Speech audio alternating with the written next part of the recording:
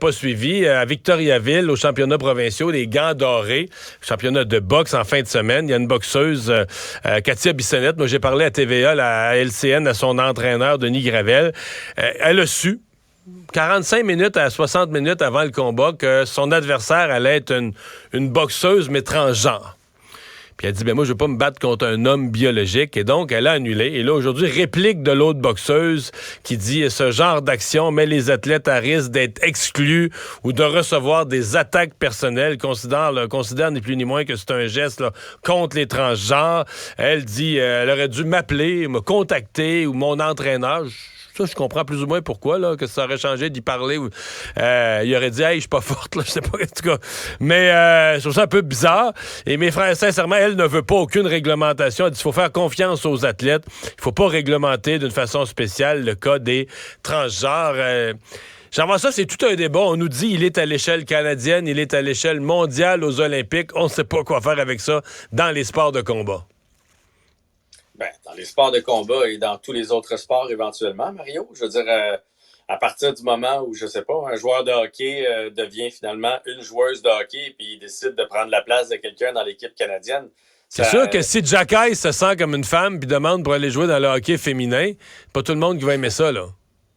Non. Même chose dans le sprint, même chose partout, là, je veux dire, génétiquement, les hommes sont plus puissants que les femmes, plus rapides que les femmes. C'est comme ça. C'est comme ça au golf, au basketball, c'est comme ça dans tout, là. Fait que je comprends cette boxeuse-là qui s'appelle Mia Walmsley. Là. Je comprends qu'elle veut exercer son sport, mais là, on est à l'ère de trouver un règlement pour ça, parce que je comprends aussi qu'à Katia Bissonnette, j'aurais débarqué, moi, avec. Là. Si, mettons, ça avait été ma femme, j'aurais dit non, tu t'en vas pas là sans savoir exactement sa puissance et tout ça. Puis là, je le dis, là, puis moi, j'ai rien contre tout ça, là. Quelqu'un qui décide de changer de sexe, quelqu'un qui se sentait pas bien dans sa peau, homme, femme, une journée, c'est quelque chose. Puis là, il faut faire, à la limite, là, je suis pas médecin, mais il faut faire une différence. Quelqu'un qui aurait décidé de changer de sexe très jeune aurait fait tout le traitement hormonal. Là, il y a une partie de la testostérone. Mais quelqu'un qui fait le changement de sexe, mettons, à 22 ans, là, dis-moi, là, je me sens pas bien dans mon corps, je vais être une femme. Un homme, je veux devenir une femme. Là, tout est fait. Là, je veux dire, la masse musculaire, la force, la testostérone, tout est installé. Là, je veux dire, c'est un homme. Là. Biologiquement, c'est un homme. Là. Oui. Puis, tu sais, ça aurait pas dû être à Mme Bissonnette de décider ça. Il faut que ça soit réglementé. Là. Il faut que quelqu'un se penche sur le dossier. Là, la Fédération québécoise, tu sais ce qu'ils disent? Ils disent, nous, on n'a pas... La Fédération canadienne nous a pas donné les encadrements, là, les règles. Fait qu'en attendant, on laisse aller. Elle dit qu'elle veut boxer avec les femmes, elle boxe avec les femmes. Mais ça, c'est la pointe de l'iceberg. Là. Il va en avoir de plus en plus de ces cas-là dans différents sports. Fait qu'on n'a pas le choix de trouver des solutions pour qu'elle aussi puisse se battre. Là, moi, mais je pense est-ce qu'elle devrait se battre contre d'autres personnes transgenres? Est-ce qu'il y en a? Est-ce qu'il y a vraiment moyen que ce soit viable comme sport? Là? Je ne sais pas. Mais c'est impossible de commencer à mélanger des hommes avec des femmes, parce que c'est ça, ni plus ni moins. Puis là, toi, tu dis que si le changement a été fait jeune, c'est moins pire. Il faudrait quand même faire des tests. Là. Ça serait quand même le prouver, mais il y a un bout là, qui s'explique là, biologiquement. Mais là encore, je suis très incompétent pour en parler, mais je comprends ça. Mais je comprends surtout que à partir d'un certain âge, je veux dire, si tu changes de sexe à partir d'un certain âge, tout ce qui est hormonal, tout est fait. Là, ben là, je veux dire, tu changes de sexe, tu perds pas ta force physique dans le mois suivant, là. Ta force de frappe, par exemple, pour un coup de poing, là. Je comprends surtout tout ça, puis tu sais, là, quand elle dit qu'on l'exclut, puis je veux dire, elle était consciente, il était conscient, quand il a fait son changement de sexe, qu'il y aurait probablement des barrières à gauche puis à droite dans les années qui allaient s'en venir, là. Puis le sport en faisait partie. Fait qu'aujourd'hui, de se dire un peu surpris de ce traitement-là, je trouve ça je trouve que c'est de la mauvaise volonté, là. C'est de la mauvaise foi. Puis je pense qu'il y a des grandes avancées dans tout ce qui est compréhension de changement de sexe, de LGBTQ, etc. Là, il y a de grandes avancées, mais on n'est pas encore rendu là à faire comme si... Mais peut-être qu'on n'y sera jamais rendu dans le sens que, tu sais, c'est pas juste pour... Mettons là, tu dis, on se rapporte dans 20 ans, là. T'as une compétition mondiale d'haltérophilie, puis sur le podium, t'as 3 personnes trans. Je veux dire, c'est sûr qu'il y a des femmes, Jean-François, qui vont dire, hey, là, c'est plus juste, là, c'est ridicule. Là. Tu sais, des femmes nées femmes qui vont dire, hey, là, c'est une joke, là, cette affaire-là. Là, pour l'instant, c'est peu de gens, des petits nombres. Ça paraît gérable, là. Mais en haltérophilie, il y en a une femme là, qui a eu une trans qui a eu des gros succès. Tu sais, c'était un homme qui a gagné des compétitions, puis ça a chialé un peu, surtout dans le coin de l'Australie, Nouvelle-Zélande, là, dans ce coin-là. Mais, tu sais, mettons, j'imagine la compétition, un tournoi mondial là, d'un sport, puis sur le podium, t'as 3 trans.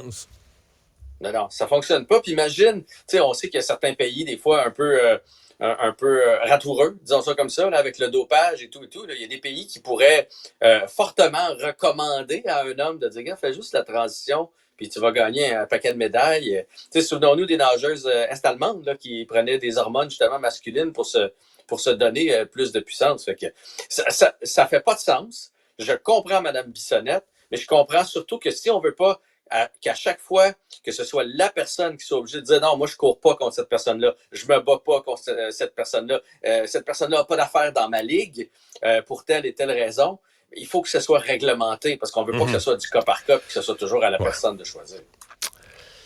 Canadien ce soir qui se retrouve en Arizona.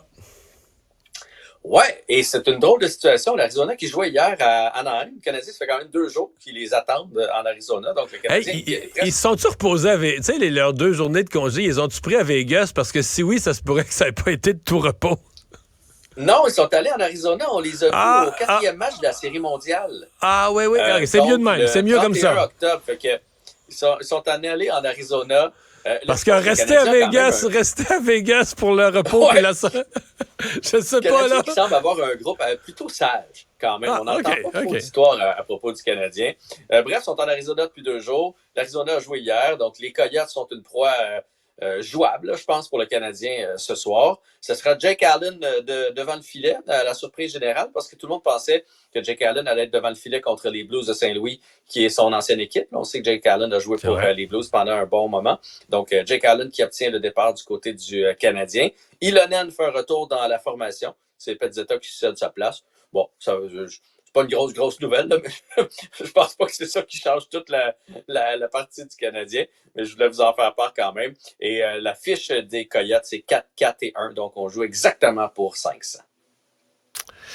Et c'est l'équipe de Logan Cooley qui est le meilleur joueur de la QV Slavkovski. Il va être un contre l'autre ce soir. Ce serait une belle occasion pour Slavkovski de... Oui, et là, évidemment, tout le monde ne parle que de ça partout. Là. C'est comme la comparaison entre les deux. Surtout que Cooley est largement en avance pour l'instant avec un but, 6 passes, donc 7 points en 9 parties, alors que Slavkovski a une seule petite mention d'aide. Mais, tu sais, avant 5 ans, là, on ne pourra pas juger de Nemetz aussi qui s'est fait sélectionner au 2e tour, puis de Wright au 4e tour. Fait qu'on va leur donner un peu de temps. D'ailleurs, à ce chapitre, ça se peut-tu que Kotkaniemi connaît une saison en feu? Kotkaniemi est extraordinaire. Et sais-tu quoi? Je l'ai pris dans mon pool à part de ça. C'est mon meilleur pointeur. Là. Pour l'instant, il est tout feu, tout flamme. Alors, il y a là-dedans. Avec ces grands bambis-là. Ouais. Il y a là-dedans une leçon pour nous tous. Salut, à demain. Salut.